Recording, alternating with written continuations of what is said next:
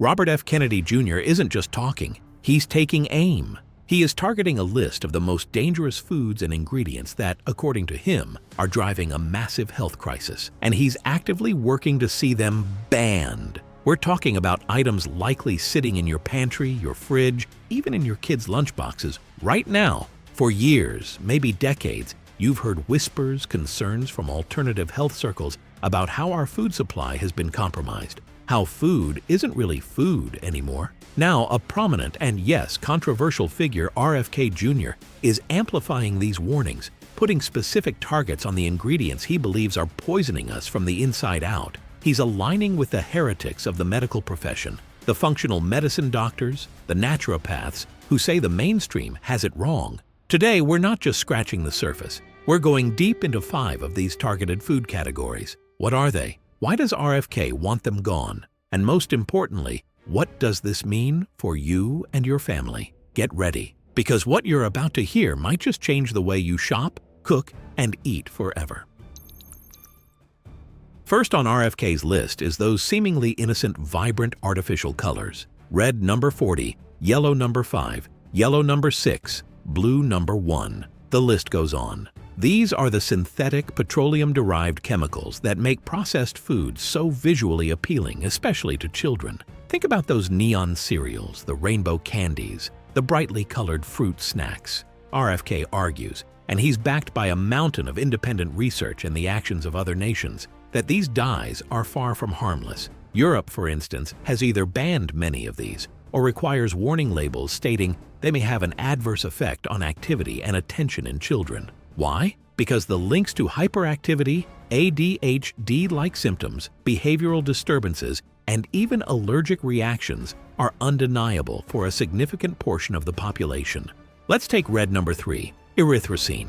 RFK points out the FDA's own history with this one. It was banned for use in cosmetics and externally applied drugs way back in 1990 due to evidence linking it to thyroid cancer in animal studies.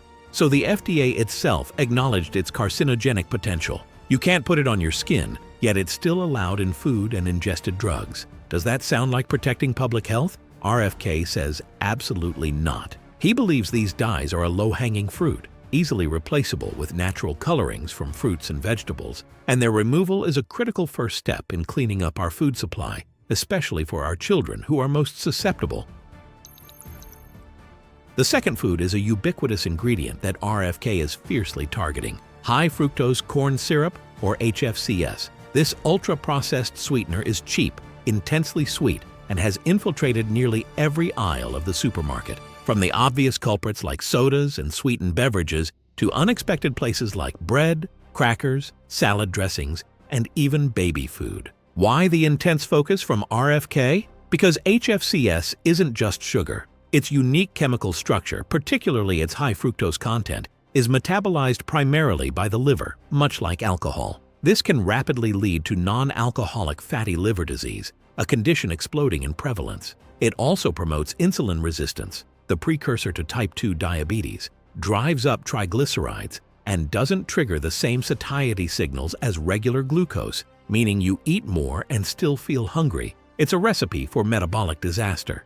But here's the part that RFK really hammers home: the economics of it. The production of corn, the raw material for HFCS, is massively subsidized by U.S. taxpayers. This makes HFCS artificially cheap for food manufacturers, far cheaper than natural sugars. So effectively, our government policies are incentivizing the use of an ingredient that contributes directly to the obesity and chronic disease epidemics. RFK argues that if we're using tax funds, it should be to promote health, not disease. He wants to see HFCS discouraged, especially in school meal programs and other government-funded food initiatives. He calls it a frankenfood that has no place in a healthy diet.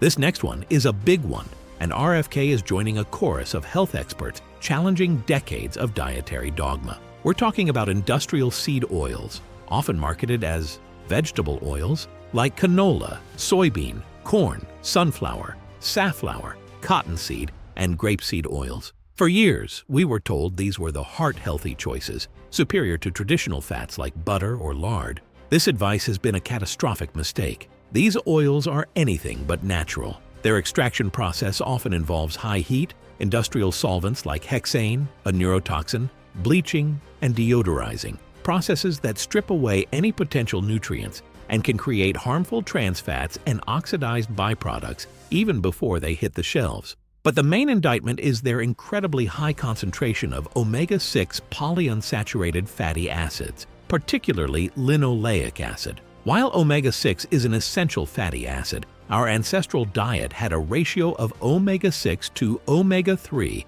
closer to 1:1 or 4:1.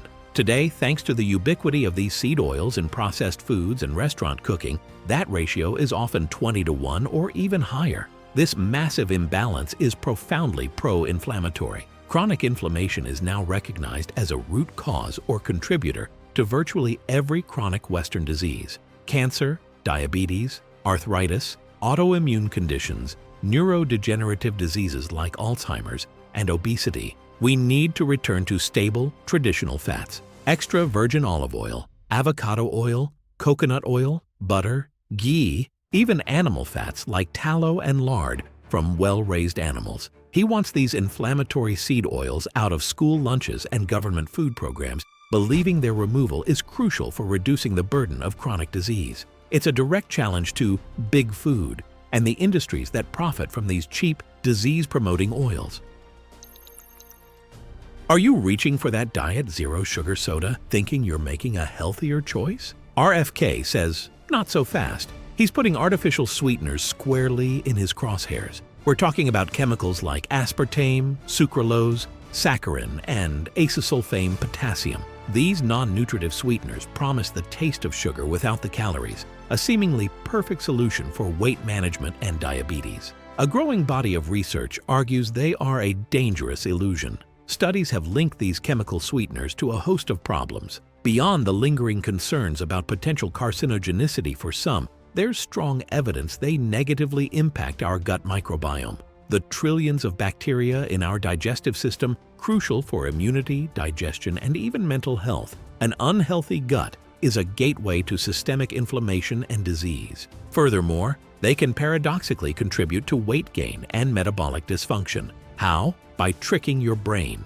The intensely sweet taste signals to your body that calories are coming. When they don't arrive, it can disrupt your natural hunger cues, increase cravings for actual sugar, and even lead to an insulin response despite the lack of glucose. RFK highlights their pervasive presence in thousands of products, from diet drinks and yogurts to chewing gum, baked goods, and even children's vitamins and medications. He advocates for their removal and for educating the public about their potential harms, arguing they are another example of a better living through chemistry experiment gone wrong. And the fifth major target on RFK's list: processed meats, preserved with synthetic nitrites and nitrates. This includes many common items like hot dogs, bacon, sausages, pepperoni, ham, and most pre-packaged deli meats. These are convenience foods, staples in many households. The core issue isn't necessarily the meat itself, but the addition of synthetic sodium nitrite and sodium nitrate.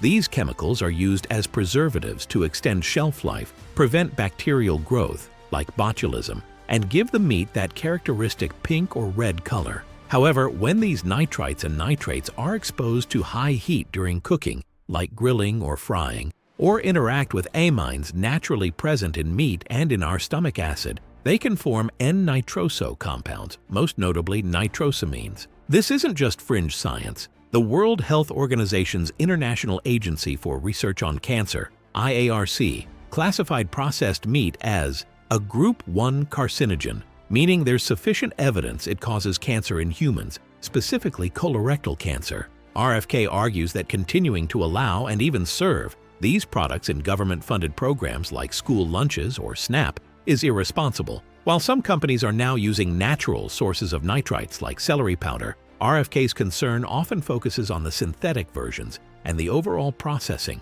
What can you do? Start today. Become a label detective. Question everything. Choose whole, unprocessed foods whenever possible. Cook more meals at home where you control the ingredients. Support local farmers and brands that are committed to clean ingredients. Share this video with someone who truly needs to hear this. Let us know your thoughts on what RFK is aiming to achieve. I'm curious to hear your take.